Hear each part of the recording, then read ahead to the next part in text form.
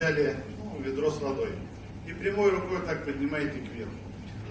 Да, вы даете вверх, а я имитирую ведро. Даете вверх. Я нажимаю, держу, да. Теперь вы смотрите вперед, не подглядываете, а я на него буду воздействовать заведомо вредным веществом. Просто приложу. Давите вверх руку. Вверх. Что, не давите? Сильно давите. Можете из вас любая можете выйти прочувствовать. И если это я убрал, давите вверх. Почему так? Видно со стороны, да? Заведомо вредным веществом. Но я ему и так не показал. Как он-то его видел? Он не видел. Значит, почему? Сейчас буду рассказывать почему. Все, спасибо. Вот это и есть мануальное мышечное тестирование. Это основной диагностический механизм прикладной кинезиологии. Изменение тонуса мышцы в ответ на воздействие какого-либо вещества. Если... Вот тут БАДов-то нет у нас. Что было у вас? Вот если бы на эту ослабленную мышцу, я ему сигареты прикладывал, кто не видел.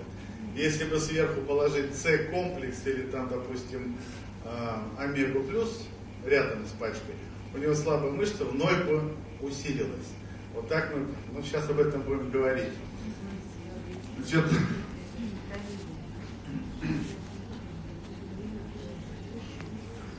это называется висцеросоматический рефлекс. Висцер — это внутренние органы, соматические — это мышцы. Так вот, раздражение внутренних органов вызывает кратковременное снижение тонуса мышц. Мышца в разрезе состоит из многих тысяч микрофибрил. Это такие веретенообразные клетки, которые сокращаются. Из них состоят миофибрилы.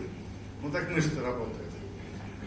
А чтобы мышца сократилась, на нее должен поступить электрический разряд или биоэлектрический разряд из моторной коры головного мозга. Вот отсюда. Передняя центральная извилина. Неврологию я не буду рассказывать, это тут для врачей. Просто мозг генерирует потенциал электрический, и по нервам этот импульс приходит на мышцы. Если силы этого тока достаточно, происходит возбуждение всех миофибрил, мышца сокращается. Или если не сокращается, то тонус, то есть она готова к сопротивлению, на нее давишь и она держит. А вот если сигнал придет слабенький, то этого электричества не хватит, чтобы возбудить все миофибрилы, возбудится процентов 10. Понятно, что мышца будет слабая, и тонус будет слабый. Но тут понятно или нет? Да. Понятно. Это все равно, что в электрическую сеть пустить ток не 220, а 110, как в Америке. У них 110 там сидит. У нас лампочки будут тускло гореть, компьютер работать не будет, утюг не нагреется вообще. Так же и в организме. В обычной жизни, у обычных людей мышцы работают только на процентов на 40.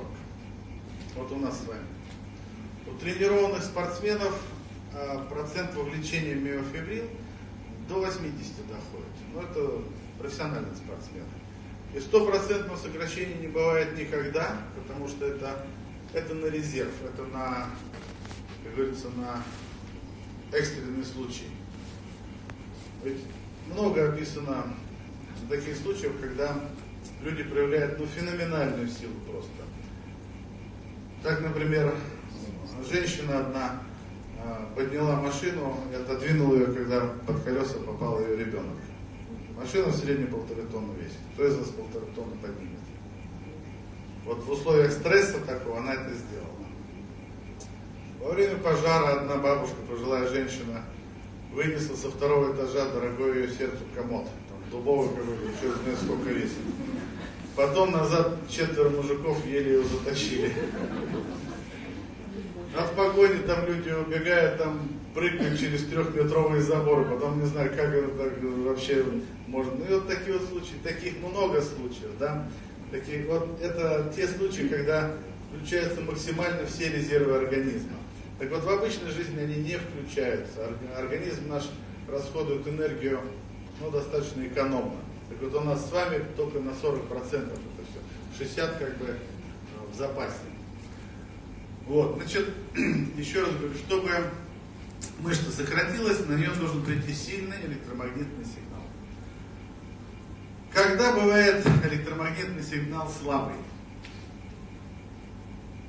Вот если орган здоров, то в мозг поступает нормальный электромагнитный сигнал, тонус мышцы в норме, сильный.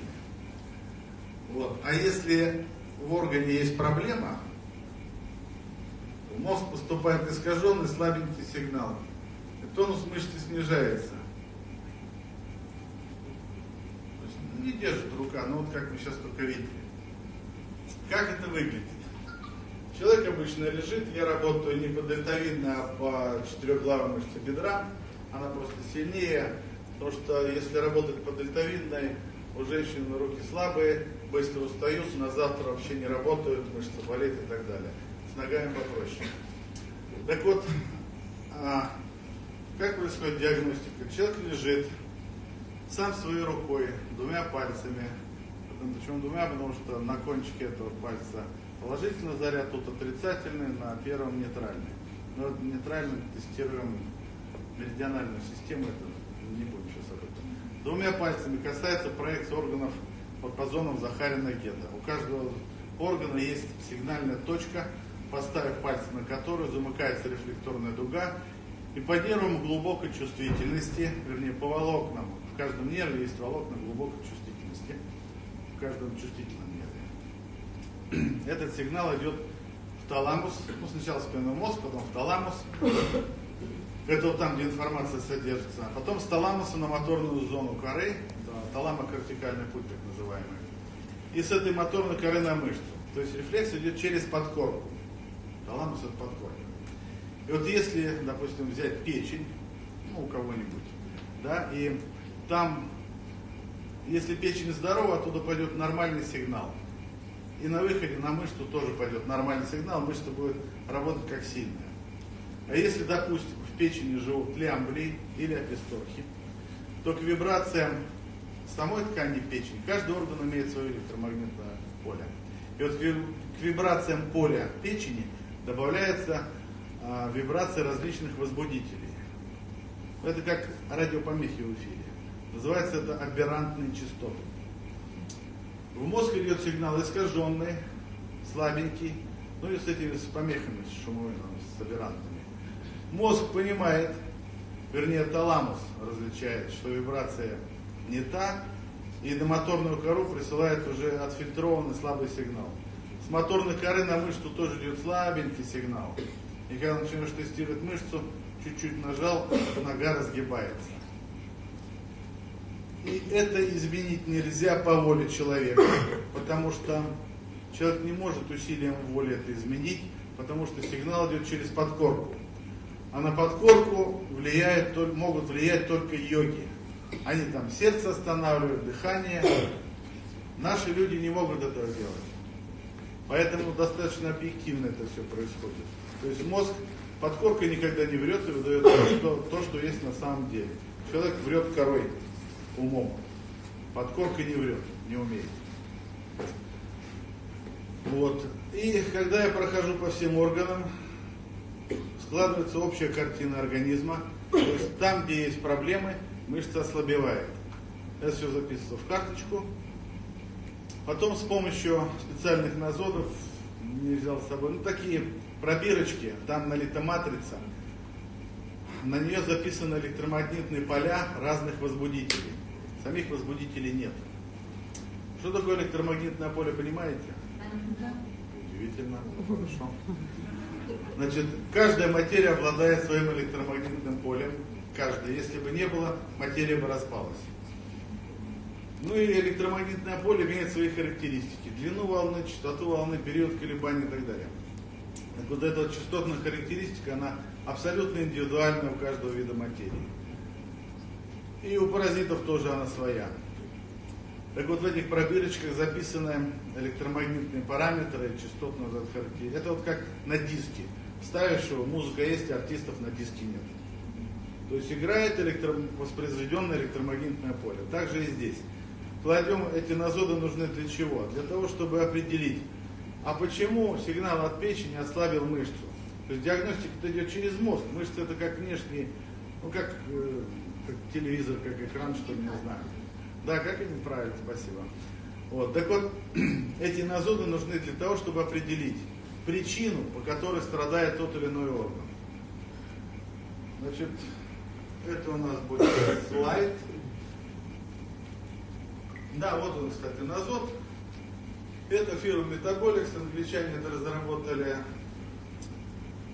Кристофер Астел Смит есть такой, ну вот у нас обучал, это вот его фирма, это он такие вот выпускает диагностические назоды. Вот здесь, значит, общие назоды из файлов, тут бактерии, тут ряд вирусов, это, значит, одноклеточные паразиты, затем глисты, грибки, тяжелые металлы, химия, ну тут гормоны. То есть, используя вот эти вот назоды, можно выявить следующие проблемы. Вот, значит, если мы берем человека, причин, по которым он заболевает, всего 7. Это вирусы, грибки, простейшие бактерии, глисты, тяжелые металлы и различная химия, агрессивно-токсическая химия. Все это вызывает заболевания. Либо по отдельности, либо из их комбинации. Но тоже 7 всего, а в музыке написано очень много. Поэтому из 7 вот этих назад?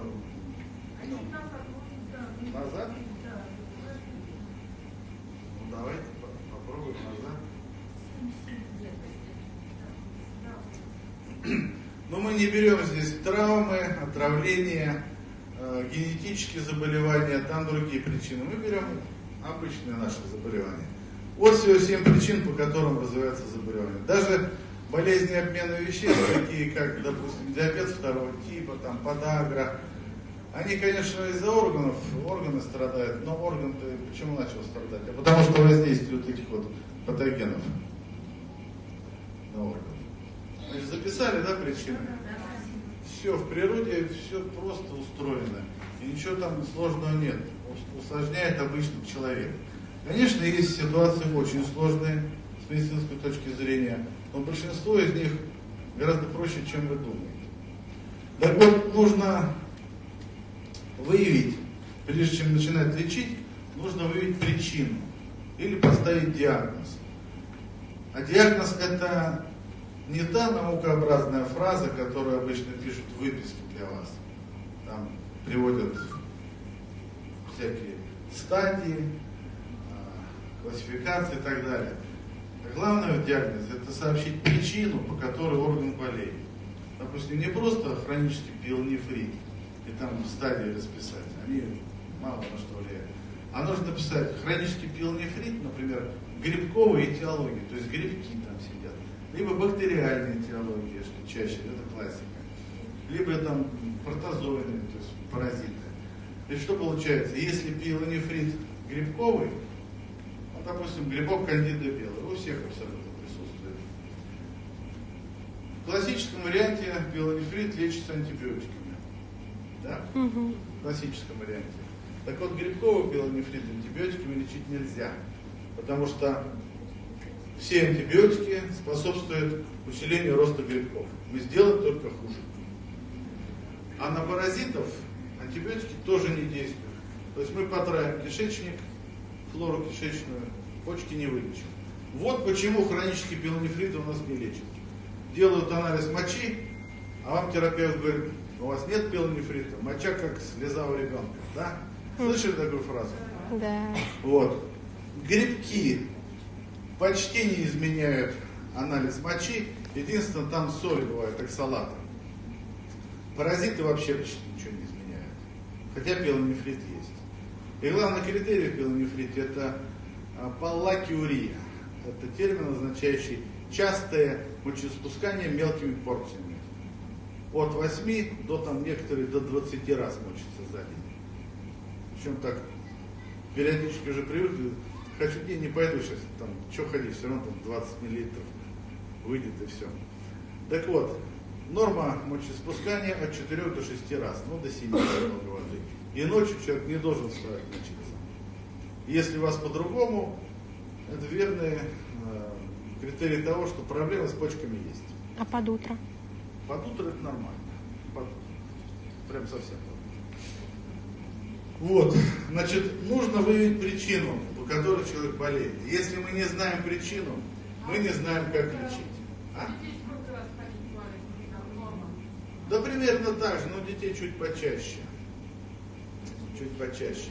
И не должно быть никаких ни рези, там, ни боли, ничего такого не должно быть. Вот. Если мы не знаем причину, по которой развивается то или иное заболевание, то мы и не знаем, как лечить. Ну, я всегда приводил пример, я вообще пришел, я же нейрохирург по специальности, как бы, в миру, как я говорю, был нейрохирург, потом уже занялся кинезиологией, потом БАДами и так далее. Меня жизнь заставила. У меня дочь в раннем детстве заболела бронхиальной астмой, когда ей было 5,5 лет. Но поскольку там все у нас в родне врачи, и знакомые все тоже врачи, то есть показали всем, кому можно, и в Новосибирск свозили, то есть в нашем регионе, в Новосибирск свозили, диагноз один, атопическая бронхиальная астма. Атопическая, то есть черт узнает, откуда взявшаяся. И лечить, когда классика, что сначала уэфилин, тиофедрин, потом внутривенно, ну, в общем, как у всех. Ингалятор это. Вот. Отец у меня прикладной кинезиологией начал заниматься раньше, чем я. Вот он говорит, ну давай протестируем. Нашел 4 вида грибков у него в трахеобронхиальном дереве. 4 вида, это колоссально много. Вот, и начали мы с ними бороться, ну тогда была другая компания, это какой там год-то был, 90-е начало, 2000-е.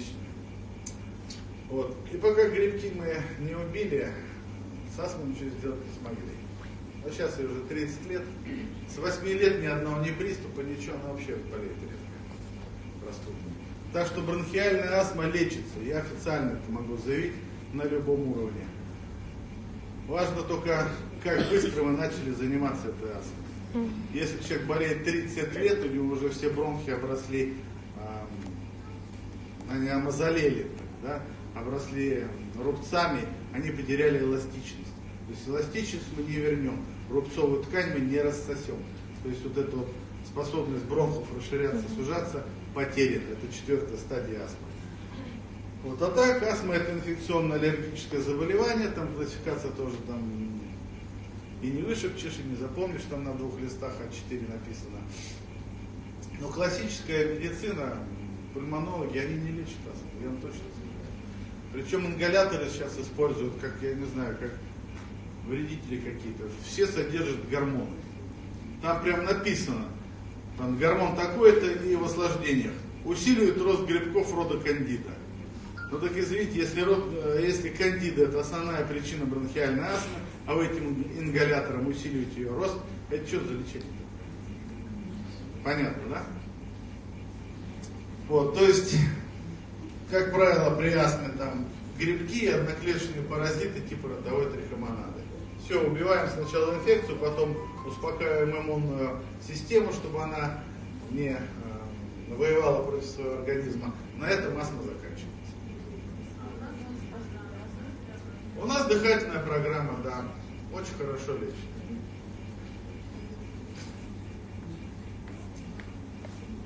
Значит, прикладная кинезиология рассматривает организм с точки зрения триады здоровья. Вот если здоровье это такая сфера, то вокруг нее равносторонний треугольник, сторонами которого являются структура, биохимия и энергетика. Что такое, да, и изменение любой из этой стороны, любой, ведет к деформации всего здоровья в целом. Вот как-нибудь так. Официальная медицина таких принципов не придерживается, потому что на современном этапе развития накоплен такой объем знаний в медицине, что одному врачу это в голове вместить невозможно. Там терабайты информации. Просто такое гигантское количество информации. Поэтому медицина стала дробиться на узкие специальности. Это вынужденный ход, вынужденный шаг.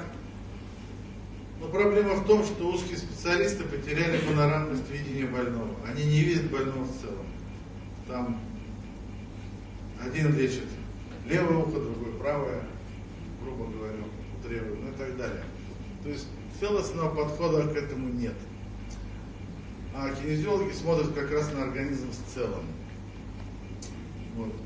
Но есть такая притча, когда 3 слепцов подвели к ним слона и сказали, ну они не видели никогда слона. Говорят, ну попробуйте описать, на что похож слон. Один за ногу так обнял, говорит, слон похож на здоровое дерево, как бревно. Третий за хобот, второй за хобот берет, говорит, нет, слон больше на змею такую здоровую похож. Третий за хвост берет, да нет, слон как веревка, что-то такое. То есть тут понятно, да, это так работает сейчас современная медицина. Но в прикладной кинезиологии тоже есть специализация. Есть люди, которые специализируются на структурах. Это те, которые приходят в кинезиологию. Это мануальные терапевты, это остеопаты, вот эти вот люди. Есть, которые, ну, обычно это врачи общей практики. Они на биохимию идут, я этим больше занимаюсь. И есть, которые тут больше занимаются энергетикой, с упором на энергетику. Это вот те, кто иглорефлексотерапевты там, от восточной медицины. Тоже, кстати, информации очень много, поэтому я знаю 3 человек кинезиологов в мире, которые владеют примерно одинаково этим. Но это уникальные специалисты. Значит, что делает структура? Выявляет структурные проблемы позвоночника, различные краниальные проблемы, то есть проблемы с черепом, ну и висцеральные проблемы, это опущение органов, там, дискинезии всякие, нарушения моторики и так далее. То есть они работают руками. И неплохо это получается. Те, кто работает с энергетикой, значит, позволяет выявить энергетические проблемы в канально-меридиональной системе, недостаток, избыток энергии в меридианах, блоки различные, причины необъяснимой боли, кстати. Но я тоже использую что-то из этого. Часто бывает, люди приходят, говорят, необъяснимой боли, а что это такое? Ну, болит вот здесь вот, болит и все, прям саднит, косточка болит. Я еще раз говорю, кости не болят, пока их не сломаешь. А вот здесь идет меридиан желудка.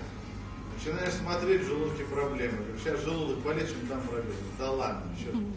Где желудок, тут нога. Причем, ну, начинаешь лечить желудок, боли проходят. Да?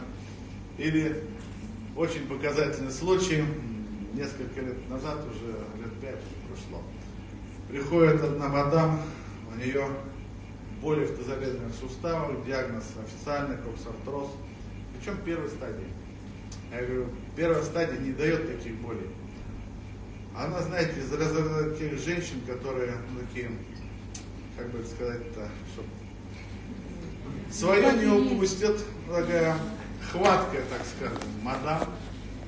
Она достала всех врачей в Кузбассе, всех ревматологов и ортопедов. Ей сделали все, что только можно. Вот все ее перепробовали. Ничего не помогает. Как она пришла ко мне, я уже не помню. Я давай обследовать, говорю, что, боль-то с 11 вечера начинается, до часу, да, говорит, откуда знаешь? Я говорю, знаю, потому что вот тут болит не сустав, рентген смотришь, первая стадия, там нечем еще болеть. Я говорю, у вас не суставы болит, у вас болит тут меридиан желчного пузыря, проходит, вот эта точка ВБ-30. Я говорю, у вас это отраженная боль от желчного пузыря, смотрит как на дурака, извините. Где пузырь, где тут... Я говорю, что желчный-то у вас болит? Она, нет. Я говорю, ну как не болит? Горечь есть во рту? Есть, тяжесть есть, болит. Ну ладно, согласна, болит. Причем если... Я говорю, болит, потому что там, паразиты, скорее всего. Какие я обследовал? Ты же знаешь, где я обследовал? Я же в Москву ездил. Ничего там у меня нет. Я говорю, не веришь, не надо, ладно. Лечиться-то будем. Будем, что я пришла уже, хоть что-нибудь спробуем. Давай. Смотрю, у нее там и лямбли, и токсоплазма, и все там. Вот.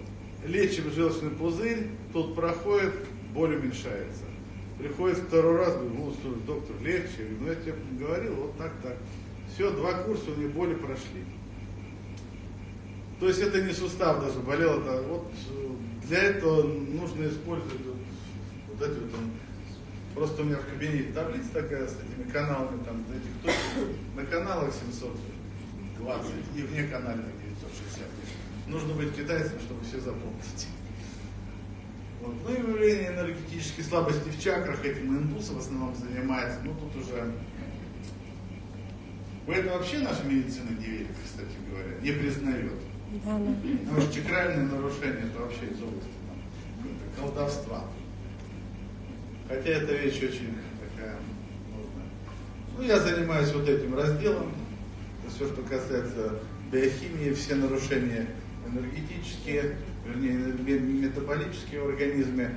Выявляем биохимические проблемы, различные типы воспалительных реакций организма, аллергены, гормональный дисбаланс, дисбаланс витаминов, элементов, аминокислот, ну и выявление первых причин заболеваний, которые я говорил, вирусы, бактерии, грибки, одноклеточные паразиты, глисты, тяжелые металлы, токсины, ну или их комбинация.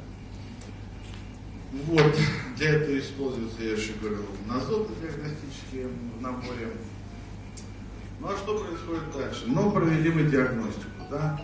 Существует понятие, где в каком органе какие есть проблемы. А дальше проблемы мы выявили, дальше первопричина заболевания, дальше идет индивидуальный подбор фитокорректоров, БАДов наших. То есть та же самая система. Человек держится за свою больную печень, мышца у него слабая. Я беру пенициллиновый флакончик, у меня расфасованы они, там капсула каждого препарата находится. Я кладу это также на кожу человека в область переднего срединного меридиана. Сигнал идет также в таламус. И если параметры электромагнитного поля вот этой капсулы будут сильнее, чем сигнал в больной печени, то этот БАД обязательно сработает, мозг тут же усиливает тонус мышц. И вот так вот, кладя и убирая эту пробирочку с БАДом, человек то может мышцы управлять, то она сильная, то силы нет, она как лапша так растягивается. Несколько раз так повторив, можно убедить любого скептика. То есть нога то работает, то не работает. Ну вот так происходит индивидуальный подбор, составляется программа, обычно 5, иногда 6, в зависимости от набора заболеваний. Первый курс, как правило, дороже, потом дешевле идет, чаи подбираются, чем запивать. Составляется индивидуальная программа для лечения. Курс составляет месяц, затем в идеале нужно перетестировать, то есть человек приходит, опять проводим тестирование, смотрим, что было, что стало. Иногда разительные перемены, иногда больные забывают, что у них жалобы, а у меня все записано. Спрашиваю, что тут-то боли прошли, у меня не болело. Я говорю, что не болело? Вот с твоих слов записано так-то. А, да, я и забыла, точно не болит. То есть человек привыкает быстро к хорошему. Но поскольку вы далеко, я буду пытаться сразу 2, может быть 3 курса подряд прописывать, хотя это методически, не совсем верно, но выхода другого нет. Вот. Примерно список того, что возможно вылечить при помощи прикладной кинезиологии. Но это не полный список. Я лучше давайте скажу, за что я не берусь. Значит, травами не лечатся врожденные заболевания, генетические заболевания. Это вообще другая епархия. Травмами не лечатся тяжелые последствия травм центральной нервной системы. То есть, если разможжение мозга, извините, уже ничем не восстановишь. Не лечатся травмами цирроз печени в терминальных стадиях, когда печени нет, она сморщилась, и там один рубец, это уже не восстановишь. На начальных стадиях можно, если устранить причину. Не лечится, допустим, рассеянный склероз, в стадии, когда человек уже на каталке и ноги не работают. В начальных стадиях лечится, у меня есть такой пациент. Рак в 3-4 стадии не лечится травмами. Облегчить боль можно, но чтобы не так мучился. Вылечить невозможно. Ну, вот такие вот, понимаете, да? Паркинсон тоже не лечится. Это дефицит синтеза дофамина. Это вещество, нейромедиатор такой, который... Короче, это сложное заболевание, и с помощью трав не лечится это. Эпилепсия бывает 3 видов. Генуинная или врожденная, посттравматическая не лечится, она связана с рубцами посттравматическими внутри черепа. И токсическая эпилепсия. Вот это лечится. Значит, токсическая либо бывает, либо посталкогольная, с этим не обращаются обычно, рукой махнут на этого алкоголика. У детей часто бывают эпилепсии, или эпилептиформные припадки, связанные с паразитами. То есть интоксикация паразитарная, паразиты выделяют фенол, аммиак, некоторый формальдегид, все это всасывается в кровь, попадает в мозг, резкий спазм сосудов плюс токсическое воздействие на ткань мозга, что вызывает эпилептиформные судороги, спазмы. Вот. Но там на эхоэлектроэнцефалограмме, не на эхо, на электроэнцефалограмме не находят очага эпилепсии. Вот если очага нет, это лечит. Если есть очаг, это все уже. Ну, паразитов убиваем, обычно судороги проходят. Вопрос можно? Я доктор, уролог, и у меня коллега, врач-реаниматор. У него экскорсист, ему 30 лет, 24 480 по Холтеру. Он вот в зависшем состоянии. Можете вы ему помочь или нет? Вот в данном случае. Экскорсистолит такая. Но у него патологические водители ритма нашли. Ну, это органическая патология, это нужно регулировать. Да, это не трава, это не тот случай. Вот очень часто бывает, конечно, реже гораздо там экстрасистол бывает, но при гипотиреозе, да, при жестком гипотиреозе, когда импульсивный выброс ТТГ гормона идет, вот у него побочное действие тахиаритмия. Вот это лечится. А ложный НКПРС ребенок 5 лет? Ну, что значит ложно? Вот не пойму, я как педиатр 24 года ставлю. Это кто ему диагноз поставил? Мой коллега, обследовали в Москве, обследовали здесь, в Астрахани, и у него ребенок диагноз сложный НКПРС. То есть он когда хочет, он выходит на горшок, когда не хочет, он штанишки делает. И поэтому в совокупности коллегиально медицинская комиссия вот такое. Ну, если у него по ночам НКПРС наблюдается, ну какой он ложный? Он либо есть, либо нет? Нет, по ночам не наблюдается днем. А, днем?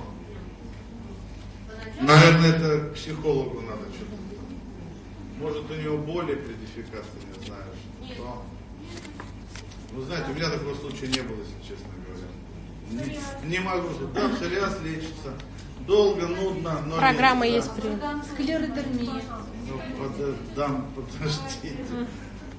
По псориазу сначала. Значит, это аутоиммунное заболевание, вернее так, это патология кишечника, провоцирующая аутоиммунное поражение кожи. То есть 2 ноги. Больной кишечник и избыточно неправильная функция иммунной системы. Сначала лечим кишки, грибки, паразиты, глисты простейшие или их совокупность, или отравление. Так, ЖКТ сначала лечим, потом восстанавливаем нормальную функцию иммунной системы.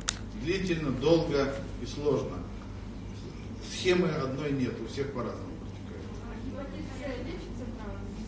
Травами гепатит С не совсем. Там нужны большие дозы аргинина, это аминокислота, которая встраивается в капсид вируса и не дает ему размножаться. В совокупности совсем другим можно. Все зависит от вирусной нагрузки. Там есть такой анализ на количество. Не качество, чтобы нашли такую-то там ДНК, РНК, а сколько этих клеток. Если их мало, то лечится. Если много, то сложно. Аллергические линии через банку? Да, это лечится, смотря какая аллергия. Если на какие-то, поленоз, на растения, Нет, круглогодичные. круглогодично прямо, ну смотреть надо.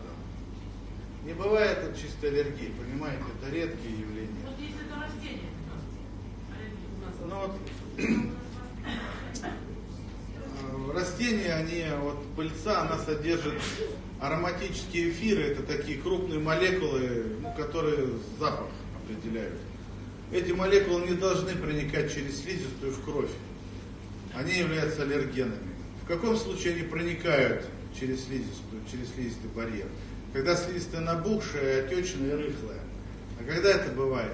При хронической инфекции. Та же самая ротовая трихомонада, когда, представляете, вот зеленые сопли, это ротовая трихомонада, собственно. Она сама зеленая, поэтому сопли зеленые. Так вот, трихомонада мало того, что вызывает отек и воспаление, она еще выделяет фенол, а фенол это органический растворитель. И растворяясь в этом феноле, вот эти вот ароматические эфиры легче проникают в кровь. Вот если мы трихомонаду убиваем, то этот поленос очень часто проходит. А чем убить трихомонаду? Раствором соли. Морская соль. Морская соль, чайная ложка на стакан. И полоскание. То же самое, морская соль. Все, просто 90% полоскание. что? Пародонтоз считается, что это неизлечимое. Кто так считает? Стоматолога поменяйте. Ну серьезно.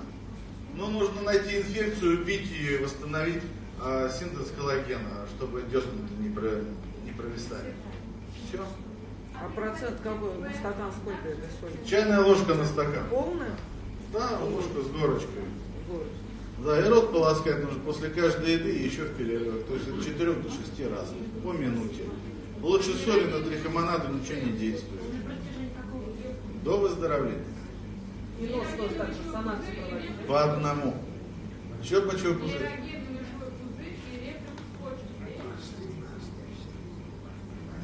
Ну давайте так. Нейрогенный мочевой пузырь это всегда патология, связанная с нарушением в спинном мозге. Что там в спинном мозге-то?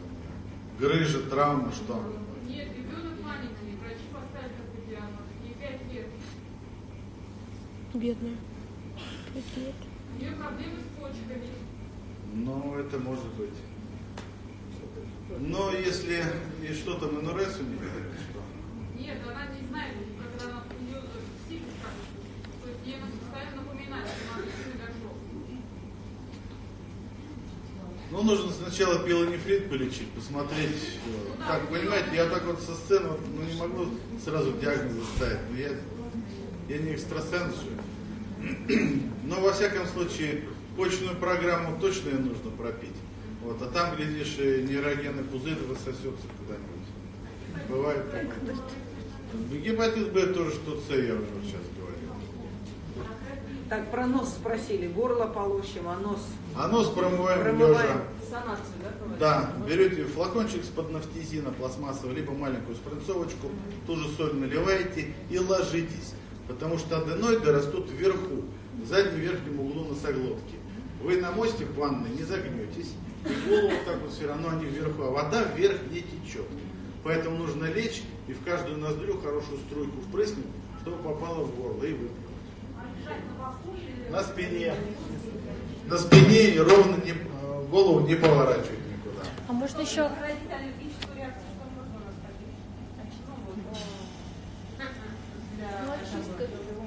Знаете, нужно вести здоровый образ жизни. Питание нормальное. Не есть что попало. Ну, экология, я не знаю, у вас тут как с экологией? А что тут катастрофично, скажите? Газпром.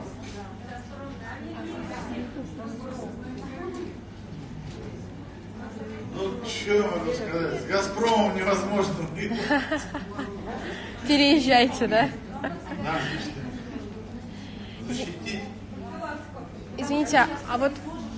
Ну, понятно. Ну, а что вы хотите? Дыхательную систему защитить? Если, ну, дыхательную программу пейте, если есть какие-то бронхит хронический или что-то еще, ну, вот курильщикам, кстати, всегда нужно употреблять витамин С, вот С-комплекс наш, минимум 4 капсулы в сутки. Слышите, курильщики? 4 капсулы С, обязательно омега плюс тоже 4 капсулы. Ну а там уже он калий, антисор по особенности. Скажите, а как быть, если санировать, значит, верхнюю часть носогубки, то как быть тогда с ушами? И так далее? А уши без носа не болят. И как с мозгом? А мозг? Залить А? можно залить, и можно... Нет, залить в мозг ничего невозможно. Там прямого сообщения нет. Не, я серьезно. В мозг не попадает, это вот точно. Уши, они болят только от носа. Там есть эстахиевая труба, верхняя уха, она открывается, она соединяет внутреннее ухо с носом. И когда у носу проблема, переходит все в уши. Нос начинаете лечить, эстахия открывается, ухо санируется. Ну плюс сверху тогда там всякие там. Вот сморкаться вот так вот зажав нос нельзя, слышите? Нельзя зажимать нос, когда сморкаетесь. Ну кого, вернее, чихаете, господи. Ну и сморкаетесь тоже. Когда чихаете, ну так вот делать нельзя, потому что в уши все идет. Вы либо в платок чихаете, либо, я не знаю, уж лучше показаться невоспитанным, чем потом лечить уши. А вот еще спрашивают, Промывайте. Потом, когда начинается там такой... Ну по одной зажимайте, по одной, чтобы туда не... А то вы промывные воды все уши загоняете. Так? Скажите, пожалуйста, а могут ли БАДы нанести вред организму, если их неправильно по незнанию употребить? Ну, все может нанести, даже водой можно отравиться насмерть до отека мозга. Ну и БАДы тоже, если их пить бесконтрольно, неразумно, тоже, если большие дозировки принимают там детям или еще что-то. Но так, чтобы нанести какой-то колоссальный вред, но это умудриться надо. Если вы соблюдаете дозировки, соблюдаете предназначение хоть примерно, то вреда не будет. Но опять-таки, смотрите, вот у нас выйдет Femin Lux фаза 1, фаза 2. Это у нас пока фаза 2 вышла. Почему Femin так? Lux на подходе. Их нельзя перепутать.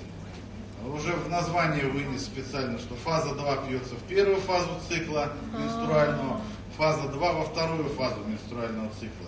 И не наоборот. а почему так? А? Почему Сбой? так? Нет, почему сначала так, а потом? Сначала вторая, а первая... Сначала Да. первая. А, вышло Нет, почему? нет, почему да? Это производственные проблемы. Это не наши проблемы. Это А то мы технические, специально... на фабрике. Вторая фаза, ее можно начинать вторую фазу пить? А потом, когда выйдет первая... Вот вопрос, для чего вы хотите пить? Вторая фаза нужна для того, чтобы Нет, у нас просто спрашивают. лечить недостаточность второй фазы. В чем проявляется недостаточность второй фазы менструального цикла? Это, как правило, низкий синтез прогестерона, это проблема с невынашиваемостью беременности. Но без первой фазы, для начала сдайте гормоны пофазно. Да, то есть там с 5 по 7 день сдается ФСГ, ЛГ, эстрадиол, с 19 по 21 день прогестерон. Вот если посмотрите, сравните с референтными значениями. Нужно ли, если прогестерон низкий, тогда можно пить фаза 2 с 14 дня цикла по первый день менструации. В первую фазу пить ее нельзя. Еще вторая фаза помогает при патологическом клиниксе. Но это опять-таки тестировать надо. Вот. Ну а фаза 1 выйдет, она применяется при недостаточности первой фазы. В чем проявляется этот вид недостаточности? Гипоплазия эндометрия, как правило. То есть эндометрий, понимаете, да, внутренний слой матки. Он узенький, он не вырастает до нормальных размеров, негде прикрепиться яйцеклетки. Домик маленький для нее. Вот. Тоже беременности не будет. Ну вот так. Скажите, а крапивницу можно лечить? Это не заболевание, это симптом. А повышенная... Крапивница, как правило, это внешнее проявление заболевания кишечника. Скажите, склеродермия. Склеродермия это генетическая. Если это истинная склеродермия, это травма не лечится. Чё? При приеме нашего Правильное препарата лечение бывает не изначальное ухудшение? Сейчас, давайте. При приеме наших препаратов бывает Обострение. изначальное ухудшение? Да, при приеме БАДов всегда бывает обострение процесса. Мы же занимаемся воздействием на хронические заболевания.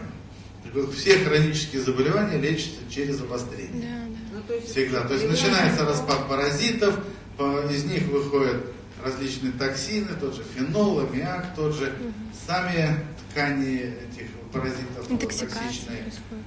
обострение процессов. Но это в течение недели там, может. Бывает, потом все возвращается к исходному, и потом идет на улучшение. Острые заболевания сразу улучшение. Если сильно проявляется, то лучше снизить в половину, да. Вот. Ну, все зависит от того, насколько сильное обострение.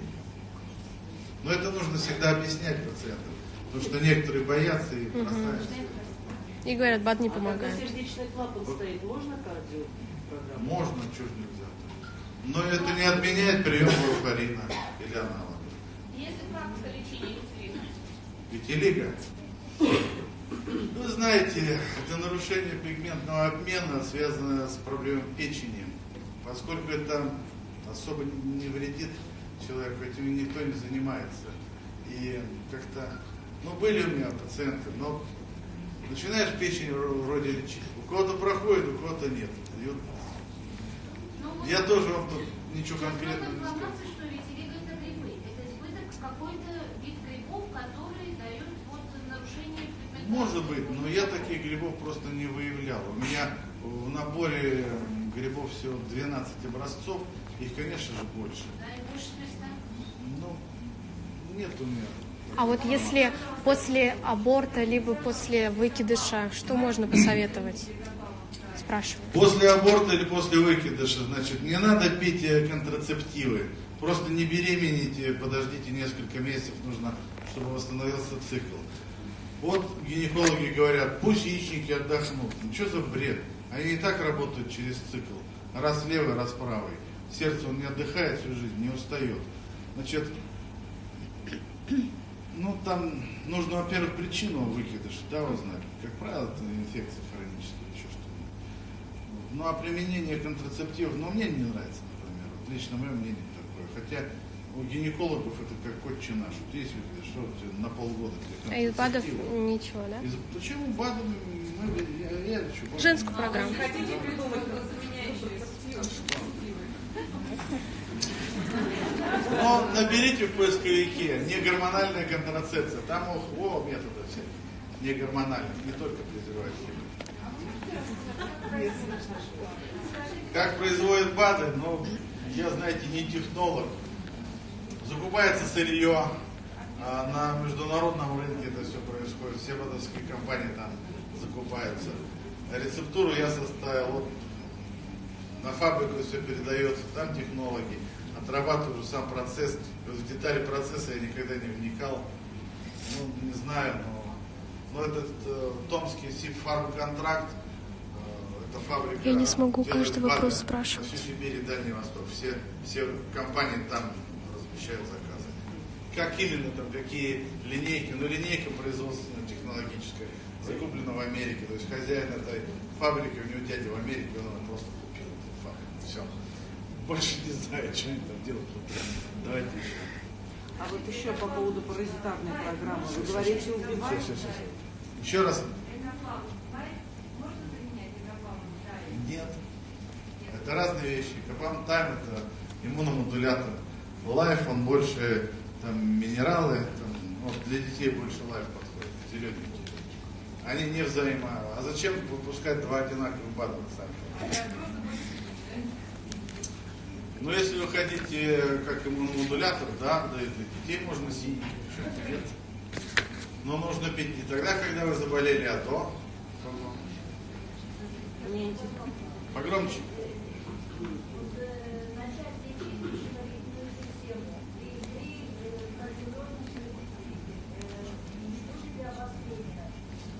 Понимаете, это никто не ответит, кроме Господа Бога.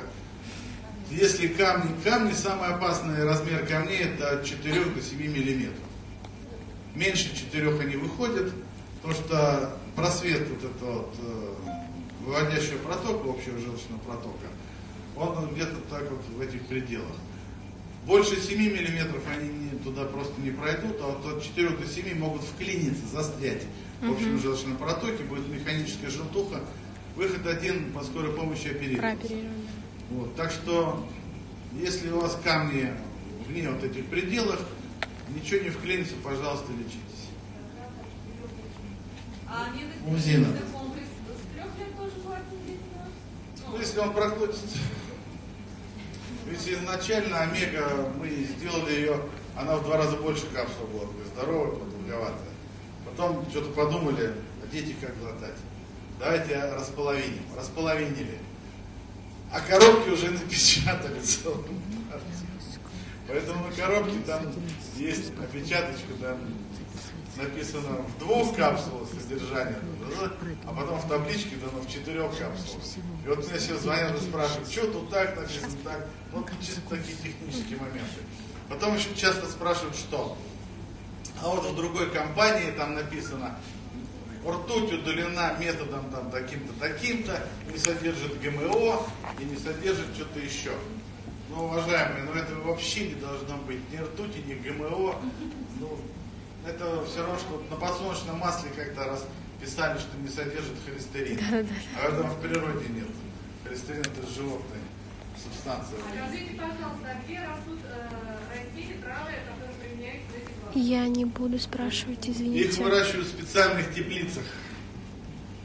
Сейчас никто не собирает в экологически чистых горах Алтая, травы не собирают и никогда не собирали, я вас уверяю. Не хватило бы никаких гор, вытоптали бы все под ноль. Есть специальные компании международные, которые занимаются выращиванием сырья. Причем на высоком профессиональном уровне. Каждому растению отдельный набор микроэлементов, там отдельная подкормка и так далее. То есть это очень серьезно. Это не то, что редиску в теплицах вырасти, да? Там все компьютер это регулирует. И круглогодично они собирают эти урожаи. Иначе бы, вы представляете объем вообще всех БАДовского рынка. Я не знаю, где это, в разных странах, где находится. Но да, травы, которые родина в Южной Америке, они в Бразилии, в основном Аргентина, китайцы, там Юго-Восточная Азия, там все, там в Малайзии очень много там это делается. Так что вот нашу омегу, там, она же делается из масла мег, это название, фракция рыбьего жира. Это норвежцы делают. Из каких рыб они делают? Бывает глубоководные, а бывает даже трески делают. Не глубоководные, а холодноводные. А глубоководные разницы не имеют. Нет. Значит, чем рыба живет в более холодной среде, тем у нее должно быть больше омега-3, потому что она не замерзает. Омега-9, это вот оливковое масло, оно поставьте в холодильник, через полчаса мутное будет. Вот. А в рыбьем жире есть и омега-9, и омега-6, и омега-3. Так вот, чтобы процентное соотношение было больше, берут рыбу, которая живет в северных морях, а не в южных. Вот и вся разница. Но не глубоководная. Но глубоководно там получается температура ниже, поэтому как бы все равно смысл. Вы знаете, в Баренцевом море неважно, ты на поверхности или на глубине, там всегда +2. И вверху, и внизу. Это в бассейне где-нибудь или на Черном море. Важно, куда ты там нырнешь. В Волге тоже важно, наверху тепло, внизу холодно. Был такой вопрос, как сказали, что омега бывает синтетическая, а бывает как из растений. Глупость полная, не бывает синтетической. Нет, создать можно, бешеных денег будет стоить. Значит, омега-масла, они либо сырьем является вот этот вот рыбий жир, либо льняное масло. Еще есть масло вечерней примулы, но это дороговастое сырье просто, поэтому лучше льняное масло. Разницы никакой. Единственное, что масло, продаваемое в бутылках, оно быстро прогоркает, то есть окисляется при доступе воздуха. Вы открыли бутылку, все, и вы же бутылочку быстро не выпьете, да? Ну и все, и к концу вашего вот этого масла, там оно не столько полезное, сколько вредное получается, окисленное масло. Вот, а здесь оно в капсулах, оно не прогоркает, доступа кислорода нет. Вот и всё. Простите, вот я не поняла, хронический пилотипик лечится, да? Да легко, господи. Все. Что там? Скажите, а есть разница, проблема? когда в составе пишут рыбный жир или рыбий жир? Рыбный, Или рыбий, да? Ну, это пробелы в русском языке у человека. Разницы нет. А то мне человек спрашивает, а у вас как там состояние написано? Рыбий или рыбный жир? Я сейчас смотрю. Вроде рыбий. Ой, Правильно, кстати, рыбий жир. недостаток костей. А? С каких костей? В костях жира нет. А рыба? Значит, рыбий жир берется из тёжки, то есть с брюшка. С брюшка, там в основном жировой запас. Ну давайте заканчивать, уже будем еще. А? Это не ко мне вопрос, это в компанию звоните, на сайте он есть. Почему вам не присылают, не знаю.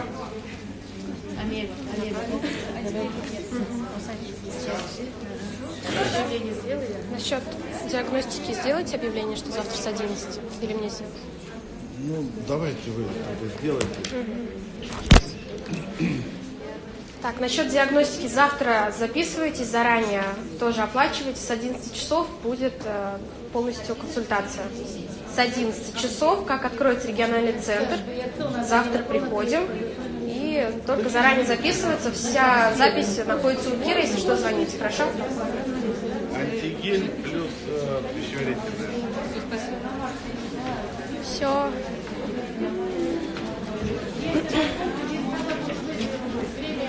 Все. Спасибо всем, кто в прямом эфире. Сохраню его, если Инстаграм у меня загрузит. Всем пока.